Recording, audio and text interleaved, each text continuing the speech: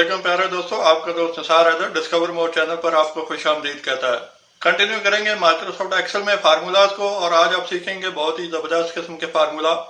आइए देखते हैं वीडियो। प्यारे दोस्तों, माइक्रोसॉफ्ट एक्सेल में कुछ फार्मूलाज ऐसे हैं कि जिनके बारे में कहा जा सकता है कि इनका और आपका साथ हर 2 घड़ी का है, तो ये बिल्कुल गलत नहीं होगा क्योंकि ये आपके डेली रूटीन में यूज़ होने वाले फार्मूलाज हैं और इनके बगैर काम नामुमकिन है, पॉसिबल नहीं है एक्सेल में। इन फार्मूलाज को जानने के लिए आप हमारी वीडियोस देख रहे हैं। पिछली कुछ वीडियोस आपने काउंटिंग के फार्मूलाज सीखे जिसमें मुख्तलिफ किस्म की काउंटिंग आपको सिखाई गई। आज जो फार्मूला आप सीखने जा रहे हैं वो है ऐड करने के लिए, यानी सम का फार्मूला। सम डिफरेंट कैटेगरीज में यूज़ होता है। इसमें एक तो सीधी सी बात है कि अगर आप किसी भी चीज़ को जमा करने का अमल करना चाहें तो उसे सम कहेंगे, यानी उसको सम आप करने जा रहे हैं, आप सम करने जा रहे हैं, एक चीज़ को जमा करने जा रहे हैं। सम का फार्मूला एक्सेल में किस तरीके से यूज़ होता है, किस तरीके से हम इसको मुख्तलिफ मल्टी वैरायटीज़ में यूज़ कर सकते हैं, ये देखते हैं। सबसे पहले जो सम का फार्मूला है वो अगर आप कुछ चीज़ों को ऐड करना चाहें, ठीक है, कुछ नंबरों को ऐड करना चाहें तो वो हम किस तरीके से कर सकते हैं ये देखते हैं। सबसे पहले आपने इज इक्वल टू का निशान दबाया और आप किसी भी वैल्यू पर जाकर क्लिक करें और फिर ये प्लस का निशान आप अगर दबा देते हैं जो कि आपकी इज इक्वल टू की के ऊपर ही मौजूद है, शिफ्ट दबाकर ये प्लस का निशान आ जाएगा। इसके बाद आप दूसरे सेल को सिलेक्ट करते हैं, फिर आप इसी तरीके से फिर प्लस का निशान डालते हैं और तीसरे सेल को सिलेक्ट कर लेते हैं। फिर जब आप इंटर करते हैं तो अब आप देखेंगे कि आपका रिजल्ट सामने आ चुका है। ये 3 वैल्यूज़ को जमा करके आपका सिस्टम आपको दिखा रहा है इस सेल में, यानी ये 3 सेल वैल्यूज जो हैं वो आपने जमा कर दी। ये है एक तरीका जो मैनुअल है, एक एक सेल पकड़कर आप जमा कर सकते हैं। ये इसलिए आपको बता रहे हैं कि बाज़ औक़ात होता है कि इसमें आपको मुख्तलिफ जो कि सीक्वेंस में ना हो वो सेल आपको जमा करने पड़ते हैं। मिसाल के तौर पर मैं इज इक्वल टू दबाता हूँ और पहले सेल को क्लिक करता हूँ, उसके बाद मैंने 3 तारीख का सेल लेना है बजाय इसके कि जो टाइम शीट में डाटा मौजूद है। ये आपके सामने कुछ एम्प्लॉइज़ की 8 दिन की टाइम शीट के वर्किंग आवर मौजूद हैं, तो 3 तारीख का मैंने सेल लिया। उसके बाद मैंने अगर इसके बाद 6 तारीख का सेल लेना है तो 6 तारीख पर क्लिक करूंगा और इंटर करूंगा तो आपके सामने जो है वो ये 3 दिन का डाटा सम होकर आ जाएगा, जमा होकर आ जाएगा। 10 और 10 20 हो गए और 12 जो है उस पर जमा करें तो 32 हो जाते हैं। इस तरीके से आप, एक मेथड तो ये है।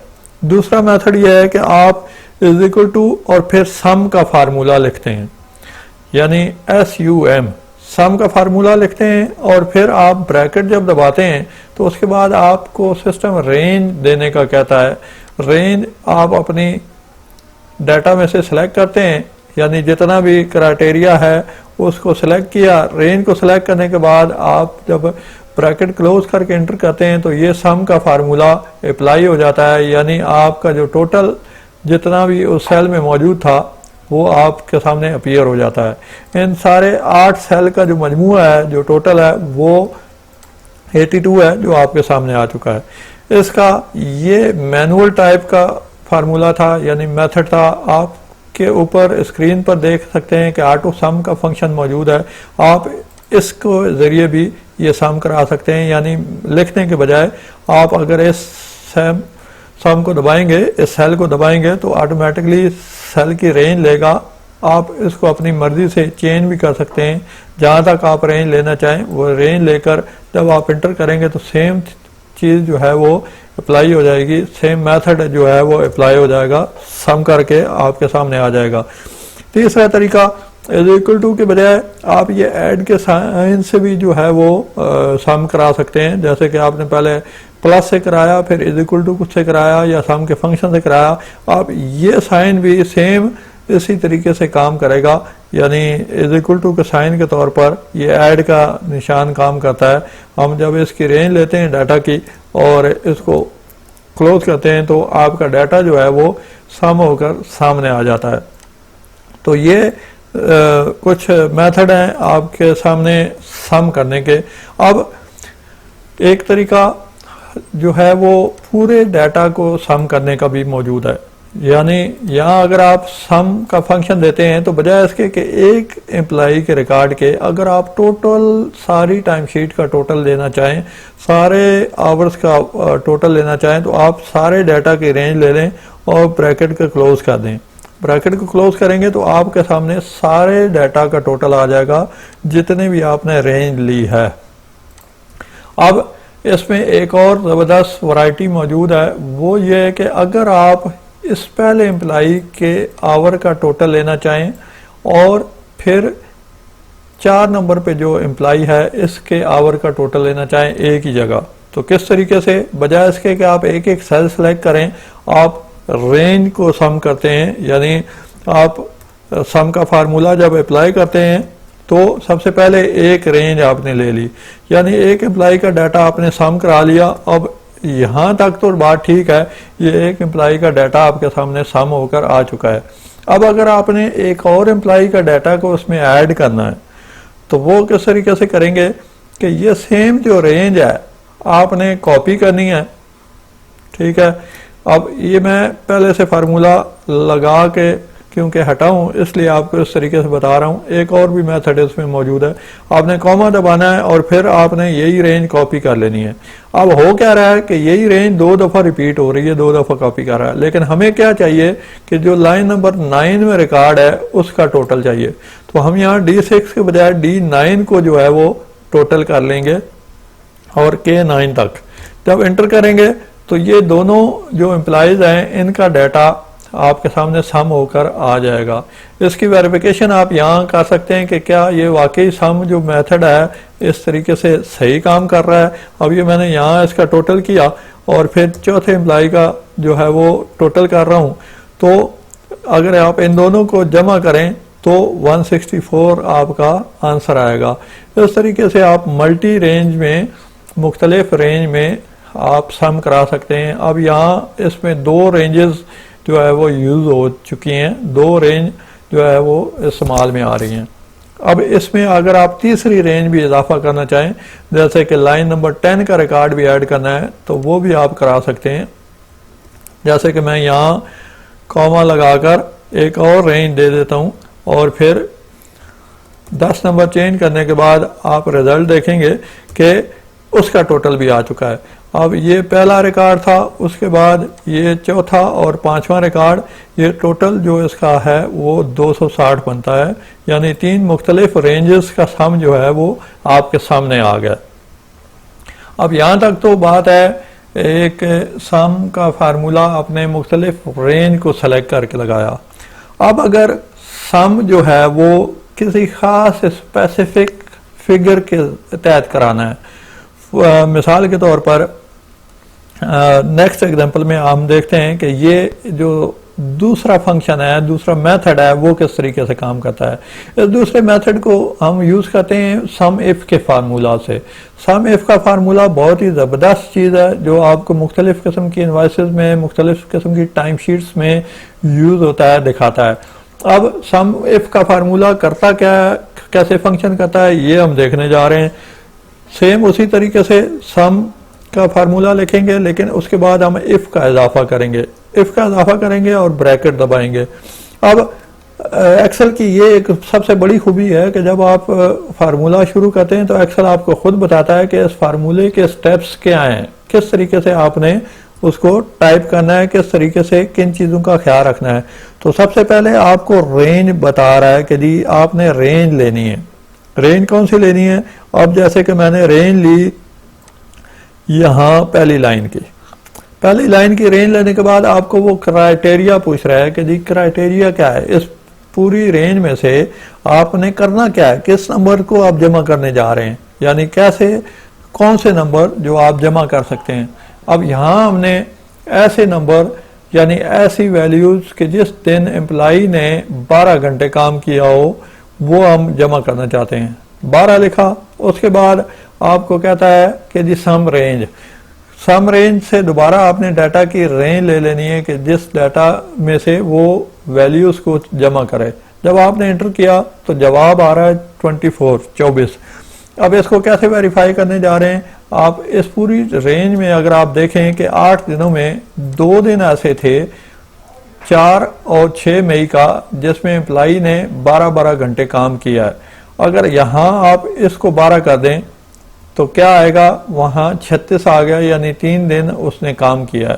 3 दिन 12-12 घंटे थे उस एम्प्लाई के, तो वो वहाँ 3 दिन जमा करके दिखाएगा रेंज में से। तो ये एक और मेथड था कि जी 12 घंटे उसने उस वैल्यू को जमा कर लिया।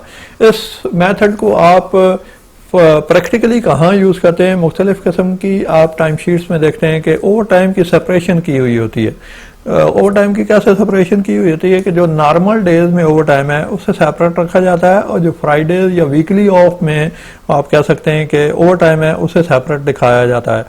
उसकी वजह यह है कि कुछ कंपनीज में जो वीकली ऑफ वाले दिन वर्किंग होती है उसके ओवर टाइम की रेशो या रेट जो है वो ज़्यादा होता है, कुछ कंपनीज में बराबर भी होता है। अब अगर आपने सिर्फ फ्राइडे का ओवर टाइम यानी वीकली ऑफ का जो है वो ओवर टाइम काउंट कराना है, सम कराना है एक जगह किसी भी एम्प्लॉय के अगेंस्ट में या ओवरऑल, तो किस तरीके से आप देखेंगे कि सेम सम इफ का आप फार्मूला यूज़ करेंगे। अब आपने क्या करना है कि इस पूरे डाटा को जहां ऊपर मेंशन है आपके वीक के डेज भी, उसकी भी रेंज ले लेनी है। पहले हम सिर्फ नंबर्स की रेंज ले रहे थे, आपने पूरे टेबल की रेंज ले लेनी है जिसमें आपके वीक डेज भी शामिल हैं। वीक डेज के शामिल होने के बाद अब आपने बताना है कि जी इसको डबल कॉमा में, यानी क्योंकि वहाँ टेक्स्ट मौजूद है तो फ्राइडे, जो फ्राइडे है उसका हम ओवर टाइम जमा करना जा रहे हैं। अब कॉमा दबाकर अब जिस भी एम्प्लाई का फ्राइडे का टाइम जमा कराना है, जैसे कि मैं यहाँ इस सेकंड लाइन पर इस एम्प्लाई का 10002 वाले एम्प्लाई का फ्राइडे का ओवर टाइम जमा कराने जा रहा हूँ, सम कराने जा रहा हूँ। जब मैंने ब्रैकेट क्लोज किया तो जवाब आया 22। कैसे कि अगर आप इस टाइम शीट को देखें तो 1 मई को फ्राइडे था और उसके बाद 8 मई को भी फ्राइडे है। अब यहाँ अगर आप देखें तो उसने एक फ्राइडे को 10 घंटे काम किया और एक फ्राइडे को 12 घंटे काम किया, तो जवाब उसका आ रहा है 22 घंटे। इसी तरीके से आप किसी भी एम्प्लॉय का मखसूस दिनों का ओवर टाइम जो है वो या टोटल वर्किंग आवर जो है वो कैलकुलेट करा सकते हैं, सम करा सकते हैं।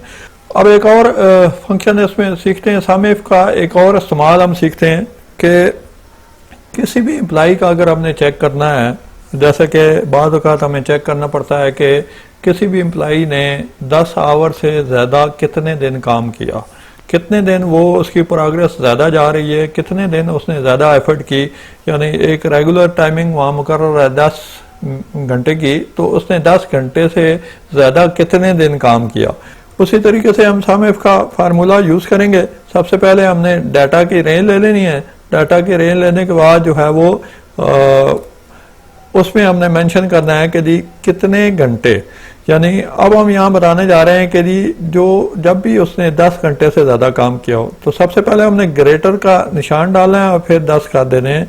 उसके बाद ब्रैकेट जो है वो क्लोज करना है, यानी कोटेशन को क्लोज करना है, फिर कॉमा दबाकर आपने रेंज लेनी है। रेंज लेने के बाद आपने दोबारा ब्रैकेट क्लोज करना है और जब आप एंटर करेंगे तो अब आप देखेंगे कि जो आपका रिजल्ट है वो आ चुका है, यानी जितने दिन भी उसने 10 घंटे से ज़्यादा काम किया होगा वो वहाँ आ जाएगा। अब कैसे इसको प्रूव करने जा रहे हैं हम, मैं इस बाकी सारे 10 को यानी सारे घंटों को चेंज कर देता हूँ, 10 कर देता हूँ। अब सिर्फ उसने उस एम्प्लॉई ने एक ही दिन 12 घंटे काम किया था तो यहाँ 12 घंटे आ रहा है। अगर किसी जगह भी 10 घंटे से ज़्यादा काम करेगा तो वो उसमें ऐड हो जाएगा, बाकी जो फिगर है वो उसमें उसको प्लस करके नहीं दिखाएगा। तो सम इफ का ये एडवांटेज है कि उसमें मुख्तलिफ कैटेगरीज हैं, मुख्तलिफ वैरायटीज़ में आप जो है वो ओवर टाइम की और मुख्तलिफ आवर्स की कैलकुलेशन करके दिखा सकते हैं, मुख्तलिफ किस्म की इनवॉइसेस की कैलकुलेशन करके दिखा सकते हैं। यानी इसमें आपके पास मज़ीद कंडीशंस अवेलेबल होती हैं कि मुख्तलिफ कंडीशंस को आप अप्लाई करते हुए आप उसका जो है वो सम इफ करा सकते हैं।